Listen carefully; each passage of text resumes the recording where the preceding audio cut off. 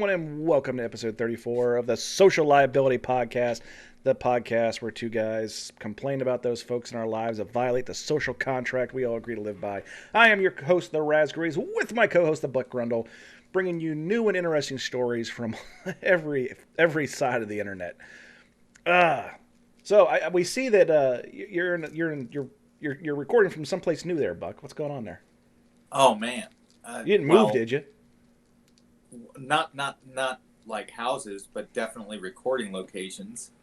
Due to the fact that our good friend Constable up in Pennsylvania decided that after listening to one of our previous episodes that he was just going to go ahead and build me a freaking table, and that he did. He did indeed. I've seen. He was actually sending me pictures of the desk as he was building it. Oh, it is a beautiful, beautiful hardwood teak table. It's got 4 legs. 4. Oh yeah, and both of mine fit underneath of them. It is awesome. I can actually pull up to it. Hold on. I know that you can't really see too well, being that this is a podcast, but I can pull right up to this, and yeah, bada bing. Like I don't look like the crooked man of Calcutta trying to eat a plate of food anymore. It's great. I look like a big boy. I'm a big boy now. Like listen to the excitement in my voice just talking about it. It's got like a cubby hole. It's got its own power supply. I mean, like this thing is armored up. I even hung my Wonka ticket on the front of it. Well, it's not like I go anywhere because of COVID, so it's just like, fuck it, I need someplace to put this handicap parking pass. Bam, right here on the front of the table. Blammo.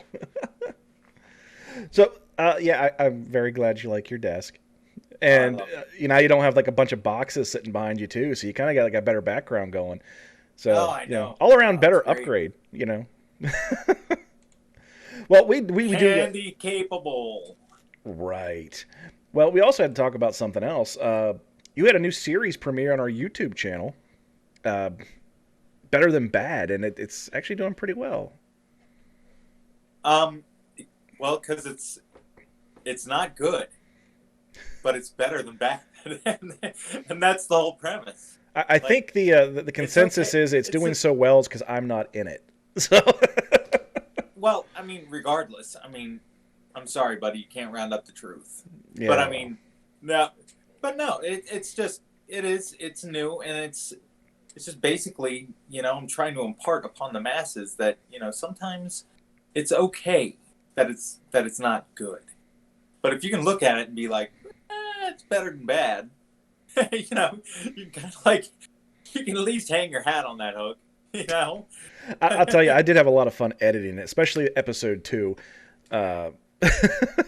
So you talk and I insert the humor in there just from behind the scenes. But definitely check that out. If you look, get on YouTube, just search for the Mount Moon Crew, or look for Better Than Bad with Buck, and you'll find those videos. There's 2 episodes up right now. They're only about 10 minutes long, so they're pretty easy to digest. And we were talking before the show started here, and you've already got some ideas for future episodes here. So we're gonna try to keep cranking those out as long as we can keep Buck motivated. Gonna be hard to keep me motivated now that I'm sitting here at my very own table. Well, you already said you're gonna make an episode about the goddamn table, so I am. I even got a name for it. I call it the Cripple Control Center. Oh my god. No, I completely Star Trek'd out my whole theme here because I'm bored and I have nothing better to do in a day. And I have this table, but I don't have fine motor skills. So it's not like I can actually do anything on it except for hold shit, which is cool. But so I kind of the defining characteristic of a table. Yeah. So I use this time to think of stuff. So I've got the Cripple Control Center. And then it's a part of Handy Command, which is the home unit here. So Handy Command is like the base. The Cripple Control Center is like the con. It's the overseeing officer of Handy Command is Service Wife, and then you've got me, who's always ready and able and willing to deploy Mobility One, aka my wheelchair. Like, I thought this whole thing out. Yeah, you were high. So we're gonna jump into some stories we got here. And we're gonna start out with Jacksonville, Florida. Yes, that's right. We're gonna start the episode off with our favorite stories from the great state of Florida. Florida man, does whatever the fuck he can. Makes headlines every time. Florida's paradigm. Look out! Here comes Florida man. Indeed, here comes Florida man. Jacksonville, Florida. A naked man driving a stolen Jacksonville Sheriff's Officer's cruiser crashed into the woods just off Interstate 10 on Thursday as News 4 Jack's crew watched the incident unfold. The news crew, reporter Joe McLean, watched the crash that happened off of I-10 near the 348-mile marker just before noon. JSO said it started around 11:30 a.m. when a JSO officer spotted a naked man on the side of the road on I-10 near Cafe Road. The officer stopped to try and help the man, but he became combative and ran towards the officer's car and jumped into the driver's seat. That guy is never going to live that shit down. No. Every time he shows up for shift, every time, till the day he fucking quits, resigns, fired, or retired, that dude is going to hear about it. I remember back home in York, Pennsylvania, it came across the radio one day that they were trying to dispatch officers, but they really didn't know how to do it. So you had somebody saying, "There's a naked running man." This is not something that's like unique to Florida. There is naked running man everywhere. We could probably find enough podcast material to do an entire episode on naked running man, let alone Florida man. But can you imagine this officer? He gets out of the car and he's already like, how the hell did I get this call? How the hell did I get dispatched to the naked man? And then the naked man just runs at him, runs past him, and he jumps in the car and takes it, leaves him standing along the road. Like, you see that guy and you can tell by looking at his face after a day like that if you ask him how his day was, he's probably just going to go fuck yourself. And there's probably no amount of scrubbing to that seat that's ever going to make it feel clean again. A JSO spokesman said the officer's car door was closed but not locked. The officer was wrestling with the naked man, trying to get him out of the driver's seat. But when the man started to drive away, the officer backed away because he was at risk of getting injured by the moving car. So, oh my gosh. If there's one sure way not to get into a wrestling match, it's usually to get naked, because nobody wants to touch a naked guy. But, yeah. What do you do when the naked dude steals your car and drives away? Do you put it over the radio, or do you just quit right then and there? Well, apparently this guy put it out over the radio. The very first thing that would happen is that my hand and my head would come into contact with each other. I'd just be like punching myself. I'd be like, no. Well, the officer was wrestling with the naked man, trying to get him out of the driver's seat. So they repeated the same thing twice. Great job, Jacksonville. The naked man drove the JSO vehicle erratically and crashed it into the trees a few minutes later. The man, who appeared to be in a distressed mental state, leapt from the driver's side window and started screaming.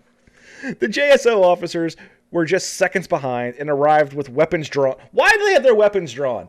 Do you think he's hiding something? and took the man into custody. The man was taken to a hospital as a precaution. Well, no shit.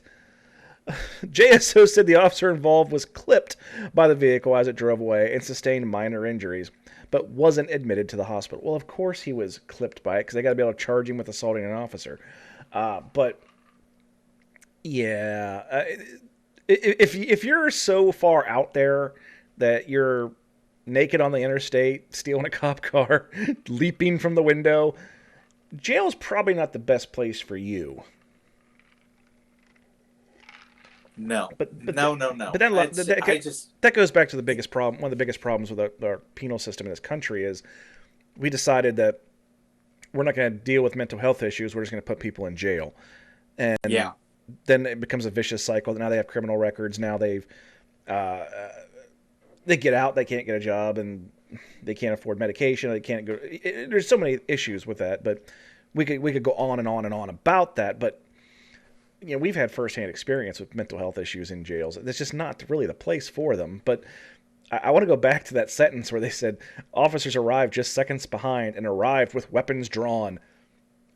What threat is a naked dude?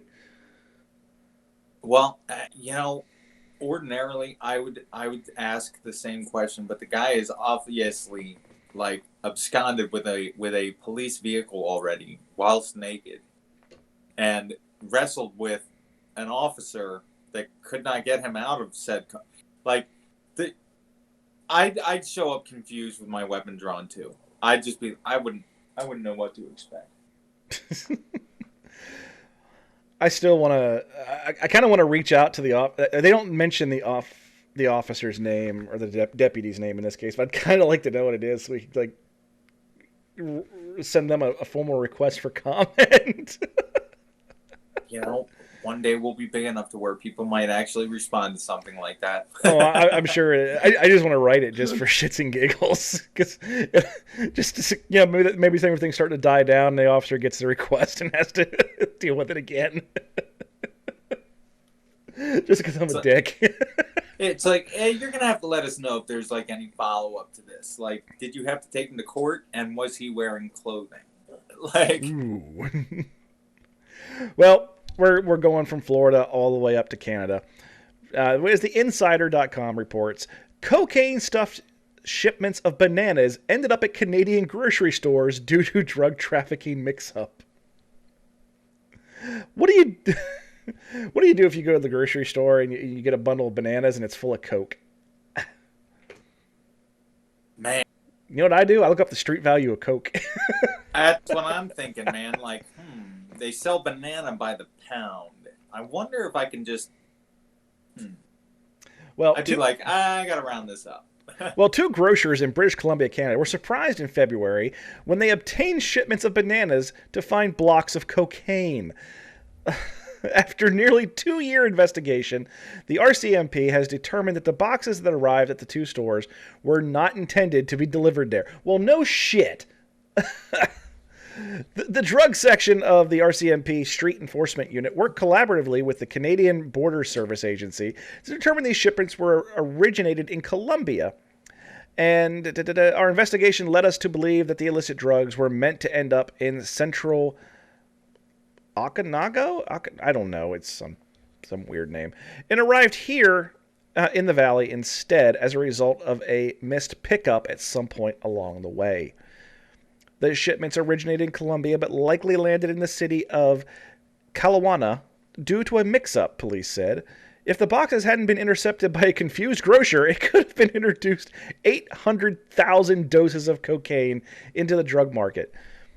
Well, I don't think it was really intercepted. I think it was the drug guys failed to intercept it, and they just got to its destination. Yeah, I mean, like, I wouldn't chalk that up as if I were to chalk that up as anything, I'd just be like, that was accidentally awesome. Like, cool. Somebody messed up the shipping label. Yay. Yay. See, the thing is, when I read the headline, I was expecting like to peel a banana and it's a stuffed with cocaine, but in reality, there's pictures now with the story where it shows like the banana boxes, which everyone knows what a banana box is. We used to use them to move all the time, which is I'd have no idea why, because there's holes in the top and the bottom. But it's stuffed with kilos of cocaine with bananas around it. So they're not in the bananas, which is disappointing to me. This story, although intriguing and, it's great news that they got that much cocaine off the streets, kind of not right up our alley. So I think we ought to just split.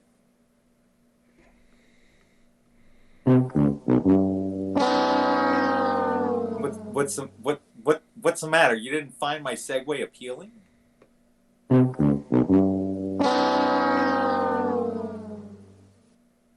Yeah, so that's twice now. I got a bunch of these. All right, man. I better stop before you go ape. I'm not hitting it for that one. So, all right, enough monkeying around. Okay, that one you get. Okay. All right, I'm moving away from this. And this one was sent in by a listener. Was this sent in by Ace? Yeah. Okay, so Ace sent this in. Entire town gets high from marijuana fumes after Indonesian police burn 3-ton pile of confiscated drugs. Brilliant! That's all I can think of is brilliant! I also want to highlight that the person who sent us this article, Ace, is my oldest child. So I'm getting articles sent to me from my oldest child about Indonesian police officers getting an entire town high. Yeah. This might be covered on a different episode. Yeah, parenting fails episode. The Indonesian town was high on more than just life when police set fire to more than 3 tons of confiscated cannabis. Residents of Tangerang, 15.5 miles west of the capital, reported suffering from headaches and dizziness after inhaling the tangy smoke given off by the bonfire. The 3.3 tons of marijuana were burned by police at their sub-precinct office earlier this month. The haul was valued at $1 million. The Tangerang Police Chief Senior Commander, his name is Ryad, told the Post that his officers seized the stash in South Tangerang on February 2nd. Police wore masks to protect them from the fumes, but watching civilians were left unprotected. The smoke spread from the yard to the surrounding residents' houses. There is literally a picture here of like this bonfire, and it's like giant bundles of pot, but also like trash. There's like just chunks of wood. I see garbage bags and everything else. There's like one cop in the picture, and the rest of the town is standing around this freaking bonfire. They had to have said, "Hey guys, guess what we're gonna do?" This was not on accident. There is no freaking way. I don't want to say, like, maybe they're just, like, writing a terrible news article about it to make it not seem like they're a bunch of lowlives. They're like, fuck it. We found 3,000 pounds of weed. We're just going to call everybody in the center of town. We're going to have a party. Like, that's when they're not showing you in the pictures, like the pig roasting on the spit in the background, the playground, the bounce house. All they're showing is the churro vendors. You don't see that. One resident made Dendeng. Like if we saw a picture of the whole freaking spread, I bet you somebody would be like, "Ooh, funnel cakes." Like, one resident said, "I got a headache because I wasn't wearing a mask." Well, I don't think a mask would have helped you too much here, bucko. The journalist reported having to sit down and have a cup of tea to deal with the high. Officers have destroyed 1.8 kilograms of I can't say it. methamphetamine. No, it's not methamphetamine. Okay. Maybe it is. Yeah, sure. Why not? As well as 2,538 ecstasy pills by blending them. Oh my God. So they have pot, crystal meth, and ecstasy all in this pile they're burning. Wow. The destruction of the illicit substances was witnessed by several officials from the municipality. Oh my God. Yeah, they're having an all-out fucking party there, man. Yeah, to say the least. Yeah, dude. I mean, like, wow. There is not a sane human being that would not say, hey, maybe this isn't a great idea. Like, I could see, like, burning a big old batch of weed in the middle of town and whatever. But throwing, like, shit like that in there, like meth and ecstasy and stuff like that's why you should have an incinerator. Yeah. Like, well, this is also in Indonesia. So, take that for what it's worth. So, you know what? I'm just surprised that Ozzy Osbourne's picture doesn't show up in that. It's like, well... Maybe it's like Indonesian Lollapalooza. Oh, so across the world, back to our home, and we go again to the great state of Florida. As a Naples man stashes cigs, drugs, and everything else he can find in his anus during a traffic stop. This was sent in by a listener from Pennsylvania. We have quite the experience with people boofing in the prison purse, but this seems a little much. A Naples man is facing multiple charges after deputies found cigarettes, fentanyl, and tinfoil hidden in his anus. Yeah. I love how they keep saying anus instead of saying his butt. Patrick Wilson, 25, was riding in the passenger seat near Golden Gate Parkway and Santa Barbara Boulevard in Naples around 11:30 p.m. Wednesday when the driver was pulled over for a broken headlight. The driver gave deputies permission to search the vehicle after they said they recognized Wilson from previous law enforcement encounters. When Wilson got out of the car, a deputy noticed a bag of heroin by his feet and placed him under arrest. So he got everything up his ass but one bag of heroin, apparently. Jeez, you had one job. One job! And one anus. During a strip search at Naples Jail Center, deputies found a pack of 305 cigarettes inside of a 25-year-old's anus with a clear baggie of fentanyl and burnt tinfoil inside. And we now have the biggest asshole on the block, literally. Ha! 305 cigarettes, Buck. Yeah. Now, 305 cigarettes. That now just so that way we can put this into context for people. Imagine tearing apart one whole carton of cigarettes and then another half of a carton of cigarettes and piling up all that tobacco and then shoving it in your fucking ass. Hang on. Because we have experience with that working in the prison system. People would buy loose tobacco and they'd wrap it in cellophane and they'd shove it up their ass and they'd bring it in because tobacco was banned in the Pennsylvania prison system. But, one, that is an astronomical amount. Two, it does not say 305 worth of tobacco. It says 305 cigarettes. Right, so these are not like emptied out loose tobacco. These are rolled filtered cigarettes. Oh yeah, okay. So this dude had a carton and a half of cigarettes up his ass, as well as a baggie of fentanyl and tinfoil. And he couldn't get the heroin in there. But he couldn't get the one bag of heroin up his ass. Like of all the logistics and planning that went into getting whatever you had in there, you're telling me that your mathematical calculations failed in this one at the bag of heroin. So here's the question I think we have to ask ourselves.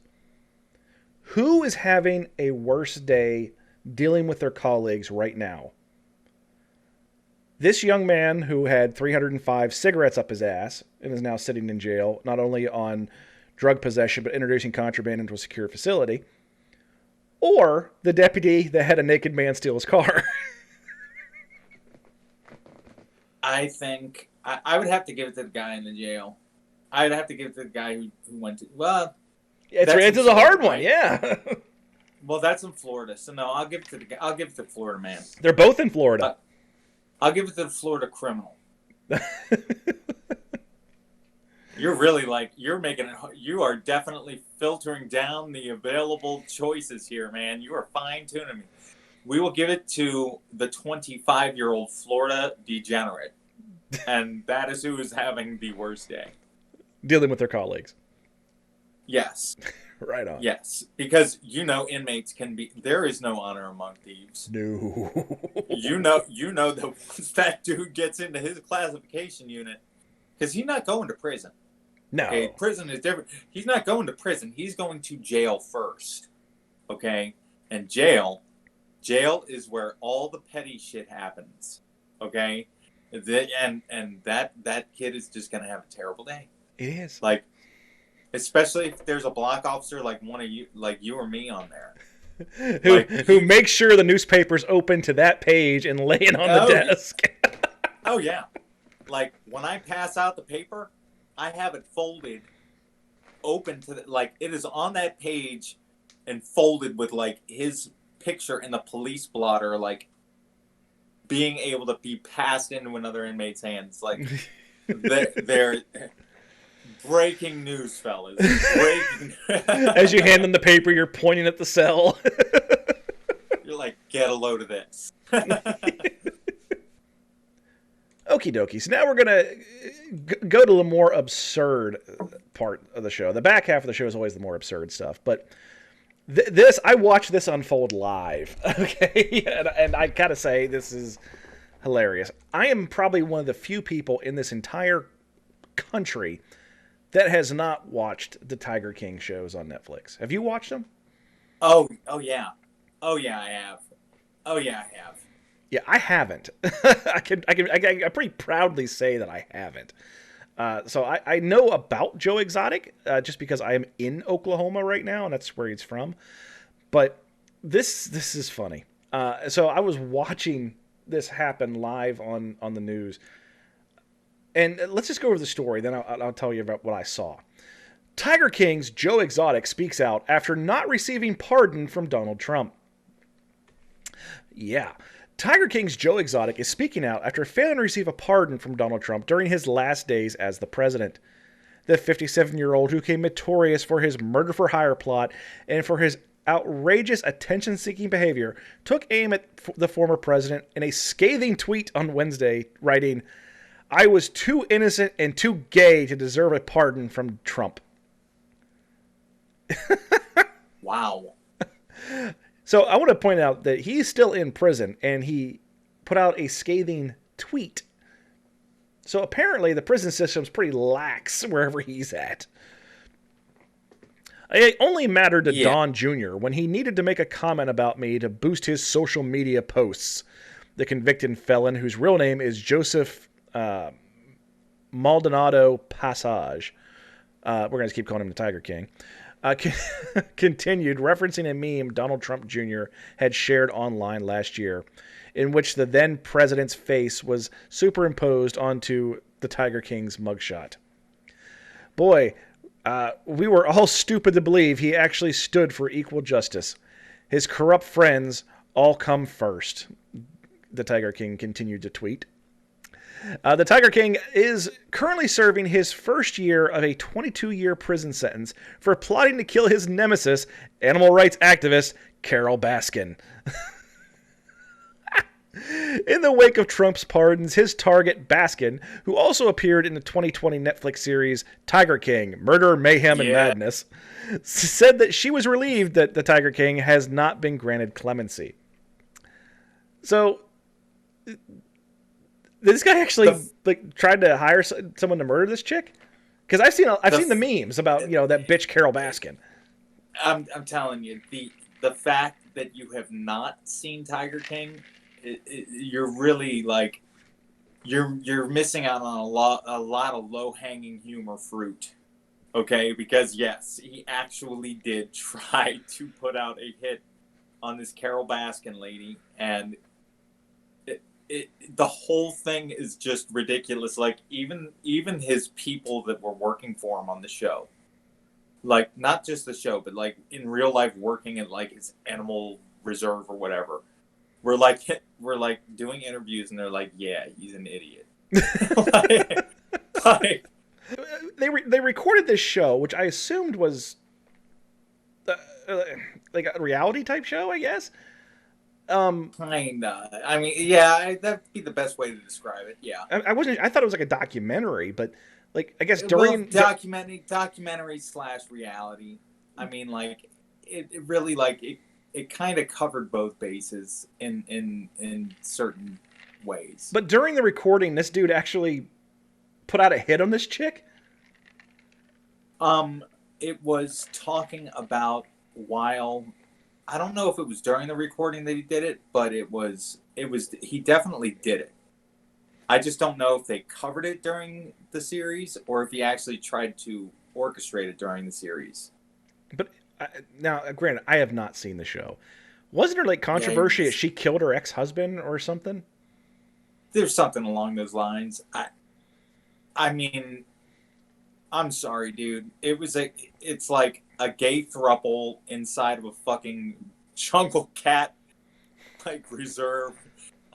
Like, I was already having a hard enough time following everything else that was going on, and I just couldn't help. A lot of the details were foggy. I mean, this dude does seem knuckin' futz. I mean, it really, like, if you watch that whole thing, even half of one episode of it, there will never be a question as to why aliens don't talk to us. Ugh. Like this is the epitome of, like, wow. It really is. I mean, yeah. Well, I'm taking a deep breath because I feel a sense of relief, she told Fox News on Wednesday. From the very time that he was sentenced, I have worried about there being a presidential pardon that could undo all the hard work that went into bringing this person to justice. When today at noon a new president was sworn in, I felt that I was finally safe from that threat. The disgraced zookeeper began petitioning to have Trump pardon him last March, releasing a video proclaiming his innocence and having his legal team repaint a bus with the words, "President Trump, please pardon Joe Exotic." He later reportedly wrote a lengthy letter to Trump in which he claimed that he has been sexually abused in prison. After his application for pardon was rejected, Joe Exotic filed a lawsuit against the Department of Justice in December, accusing acting pardon attorney Rosalind Sargent Burns of not filing his administrative duty by passing along a recommendation. At the time, a DOJ spokesperson declined to comment on the lawsuit, but pointed to the department's guidelines which, quote, require a petitioner to wait a period of at least 5 years after conviction or release from confinement before filing a pardon application. According to the lawsuit reviewed by People, Joe Exotic had sought a waiver from this requirement that he be out of prison before asking for the office of the pardon attorney to weigh in on his case. However, according to Joe Exotic's lawyer, Sergeant Burns said on September 10th that his request for a waiver has been denied. A judge in the case later ruled that a review of public records appeared to reveal that Exotic's pardon application has been accepted and is currently pending on the Department of Justice's website, though noted that Joe Exotic's claim was moot unless he can show a, quote, case or controversy still exists. On Tuesday night, during the final hours of the presidency, Trump issued 143 pardons or sentence commutations, none of which were given to Joe Exotic. A high-profile figure who received pardons included rappers Klondike Black and Lil Wayne, former top strategist Steve Bannon, and former Detroit mayor Kwame Kilpatrick. Now, so I turned on, right, it's like during the inauguration, they actually had a helicopter over the prison where this dude was. And outside, there was the biggest damn limousine I have ever seen, complete with hot tub in the back, all decked out with balloons and everything else. The dude had a makeup artist and costumes waiting outside, expecting his pardon, to come through and be immediately let out the door. And the news actually had a helicopter overhead to document everything. So on one channel, you got a helicopter over the prison filming, waiting for Joe Exotic to be released. On the other hand, you have a presidential inauguration. It was ridiculous. I wonder which one got more views. If I had to guess, probably the inauguration, because they were probably going to see what kind of fuckery was going to happen. But this is some pretty big fuckery too. I mean, like, seriously, the guy has a limousine with a hot tub in the back, waiting outside of the prison, where costume artist, makeup artist, whole 9 yards. Guy gets all and who drank the Kool-Aid and actually bought into this? Because he doesn't have.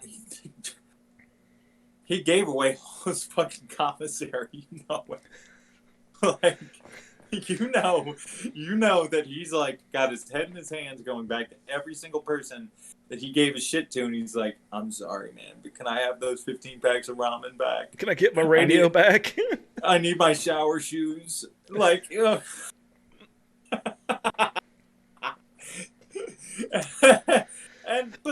I've seen that walk of shame happen more than once, and I would love to see it. Me too. Like, it's funny even when it's not a high-profile person. It's just like, you can't script this kind of humor. Like, where the fuck are the people from National Lampoons when you need them, man? Like, who is taking notes on stuff like this? Because this is what shit needs to be in movies. All right, so we're going to go to a story next that I thought was going to be our main event for the day, but we got one that beat it. So you got to match. This one's pretty good. Jamie Lynn Spears blames Elon Musk and Tesla for killing her cats. Just take that in for a second. We got Britney Spears' psycho sister, who Britney Spears is psycho too, blaming Elon Musk and Tesla for being the cause of her cats being killed. Just let that filter for a moment. Jamie Lynn Spears called Tesla a, quote, a secret cat killer, and told CEO Elon Musk that he owes her a couple new feline friends. The actress, singer, and sister of Britney Spears said in a since-deleted Instagram video that her cats were run over by a Tesla that they never heard coming.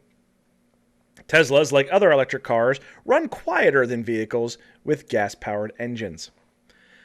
We have now lost, I don't want to tell you how many cats because they didn't hear the Tesla crank, and unfortunately things happen, and it's really devastating and tragic for everyone involved, she said in her Instagram post, according to multiple news reports that preserve the video. Alrighty, folks. So here we've got Jamie Lynn Spears blames Elon Musk and Tesla for killing her cats. Yeah, I thought for sure this one was going to be the main event, but we did get one that tops it, so this one's pretty damn good. But Buck, if you'd be kind enough to read this one, because the hiccups I have are horrible and they're not going away. I have no problem reading it. I wish you could actually see it on my screen right now, because it actually has like the little handicap icon on there, the one that you see on like parking passes and stuff like that. I don't know why it's there. I just thought it was funny. But anyhow, Jamie Lynn Spears called Tesla a secret cat killer and told CEO Elon Musk that he owes her a couple new feline friends.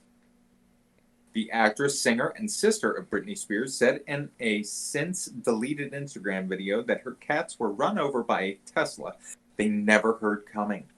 Teslas, like other electric cars, run quieter than vehicles with gas-powered engines. We have now lost, I don't want to tell you how many cats, because they don't hear the Tesla crank, and unfortunate things happen. And it's really devastating and tragic for everyone involved, she said in her Instagram post, according to multiple news reports that preserved the video. Elon Musk, let's figure this out, she said. You owe me a couple of cats. I wonder if she was shaking a stick when she said that, but anyhow. You got it, you owe me a couple of cats, you billionaire son of a bitch. That's what I'm saying. But anyhow, Spears recommended that Teslas emit noises that bother animals so they move out of the way. She suggested that this update would ensure that animals aren't caught off guard and things don't end in a very tragic way. As it turns out, Teslas and other electric cars are required to do this as of September 2020. The U.S. National Highway Traffic Safety Administration now requires electric cars to emit sounds of at least 43 decibels when they're traveling at speeds of less than 18.6 miles per hour. That's about the level of noise your dishwasher makes. This standard will help to ensure that blind, visually impaired, and other pedestrians are able to detect, recognize nearby hybrid and electric vehicles. NHTSA said in its order. And let's see here. Europe has similar requirements. As of July 2019, all new models of electric and hybrid vehicles developed and sold in the European Union must come equipped with an acoustic sound system. Spears later walked back her initial post in another Instagram post, which she also deleted. She said she did not run over any cats, and Tesla is not to be blamed, several news outlets reported. The actress also made it clear that user error is admittedly involved. Tesla did not immediately respond to CNN Business request for comment. I didn't run him over. It sounds like you did. Well, perhaps there was some user error there. Yeah. That's... Okay. Okay. The gun... I'm sorry, sweetie. The gun wouldn't have killed him if you didn't pull the trigger. Like... The gun didn't kill anybody. She did. With her Right. car when she ran over a cat. Exactly. Well, so this one was also sent in by, I guess you could say a fan. This is actually sent in by Sadar, also of the Mount Moon Crew. You can actually check out her new series on our YouTube channel called Just Pizza. And it is exactly what it sounds like. She literally is reviewing pizzas. You can't make this up, folks. You know what? I got to tell you, every slice is served with a little bit of ambiance on Just Pizza. I'm just like... I know that she's planning a new episode this weekend. We're recording this on Friday, as we always do. I'm sure that'll get pushed out before the end of Sunday. So make sure you go to our YouTube channel. Just search for the Mount Moon Crew. Or you can even search for the Social Liability Podcast, and you'll find it because we do upload a video version on there. But this was sent to her, and I'll tell you, I actually got called into work this morning. I had to go to the office and take care of something. And while I was there, several people brought this up to me because it, again, takes place in the state of Oklahoma. Whereas an Oklahoma representative introduces a bill to create a Bigfoot hunting season. I shit you not. The people around here are obsessed with Bigfoot. There's Bigfoot stores. If you go to the state parks, there's like Bigfoot cutouts at the gates of all the state parks. People around here are obsessed with freak Bigfoot. Raz, you want me to read this one too? You still look like you got some hiccups. I got horrible hiccups. Go ahead. Okay. All right. An Oklahoma lawmaker has pitched a bill to create a bona fide Bigfoot hunting season in the Sooner State. On Wednesday, Representative Justin Humphrey, Republican, introduced House Bill 1648, urging the Oklahoma Wildlife Conservation Commission, abbreviated as the OWCC, to establish a Bigfoot hunting season, complete with a freaking photograph. This is amazing. I mean, like, they must have spent like $19.99 at the costume store for this thing. For that rental. Anyhow, you know what? I mean, you lower expectations, nobody gets disappointed. It's just perfect matrix. Anyhow, the Oklahoma Wildlife Conservation Commission shall promulgate rules establishing a Bigfoot hunting season. The bill states the commission shall set an annual season date and create any necessary specific hunting licenses and fees. Wait a second. So they're going to actually sell licenses for this shit. This is legit. This dude actually wants to create a Bigfoot hunting season. This isn't a joke. Wow. It's a real bill. Yes. Micah Holmes, Assistant Chief of the Information and Education Division at the Oklahoma Department of Wildlife Conservation, confirmed to Fox News on Thursday. Real or not, there may be a lack of support from the Department of Wildlife Conservation. You think? You think? Here at the department, we use science to make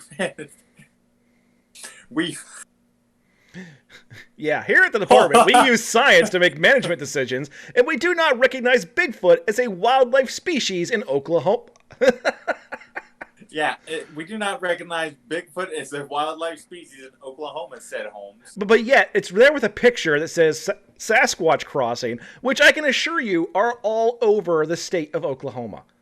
I gotta give this a lot of credit though, because there is obviously a male, female, and child Sasquatch. I mean, like they're definitely doing Sasquatch family inclusiveness.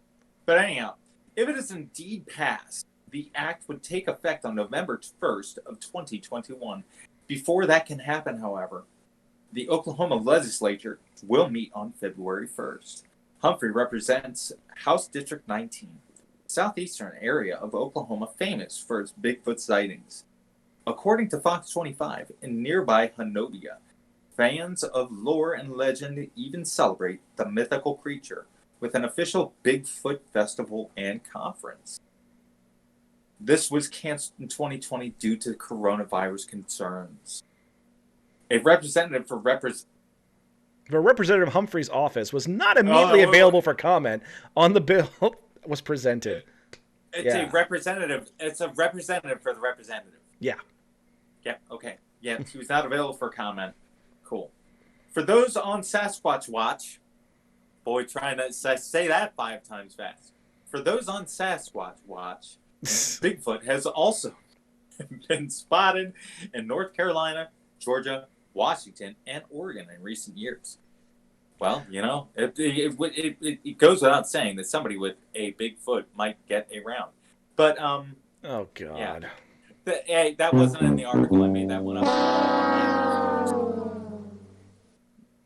So here's the whole thing. You know, One, it's not a joke.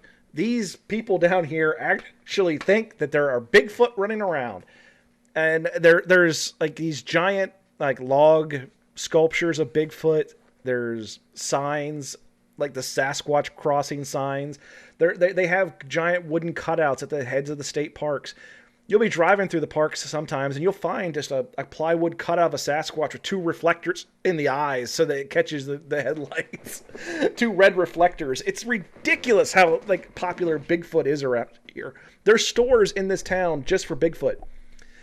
There is one of the marijuana shops, which there are dozens of in my town, that is like one of it's called like Sasquatch's Secret Lair or something like that. It is ridiculous. This is not a joke. This is a real bill, and thank God people at where I work are laughing at this. But here's my question: so are they if somebody buys this license and goes tromping around the woods looking for Bigfoot, they're just gonna see something human shaped and fire. Yeah, how is this going to affect your position as in your city? I don't go in the woods, not around here. Every time I even think about stepping outside of town, I hear banjos. But there's also just the fact that it's actually not very safe to go in the woods here because we have such a huge hog problem, and they're not nice animals. You know, I can only see it happening. Like the courts, somebody's going to go up for murder. I thought it was a Sasquatch, and I had a license.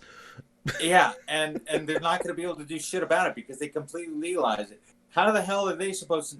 Like, your defense could be like, Laura says that Sasquatch knows what orange is. I thought it was, guys got big feet, big brain. No, it's going to be, Your Honor, I need you to prove that I killed a human being and that's not a Sasquatch. Because that looks a lot like a Sasquatch. Yeah. It's going to happen. I guarantee you it's going to happen. Well, no, actually, it's not going to happen because the bill's not going to pass. But still, this is... We have a representative here in this area who decided he needed to put in a bill to... make it so that schools can't require vaccinations for children. This is the lunacy that our legislature down here is propagating. We're anti-vaxxers, and apparently we are also Sasquatch enthusiasts. Yeah, we're going to issue licenses to go hunting bipedal human-looking creatures. But okay. Yep. Okay. Let me just put this out there. That aren't real. Right. Well, folks, that has been a plethora of stories. They kind of cross the board between Florida man and Oklahoma people. So, if you like this show, make sure you like and subscribe to our YouTube channel. But you can also listen to the podcast and my hiccups. Oh my God, on just about any platform available right now. And we really truly ask you to tell a friend and share the podcast, share the free funny, because you don't pay anything for this. We don't have a Patreon. We're not asking for donations. We just want to get it out there and have people enjoy the show. Our YouTube channel, we have a bunch of new shows starting. We have, like I said, we have 2 episodes out of Just Pizza with Sadar, and we have 2 episodes out of me hiccuping. 2 actual episodes of Better Than Bad with Buck.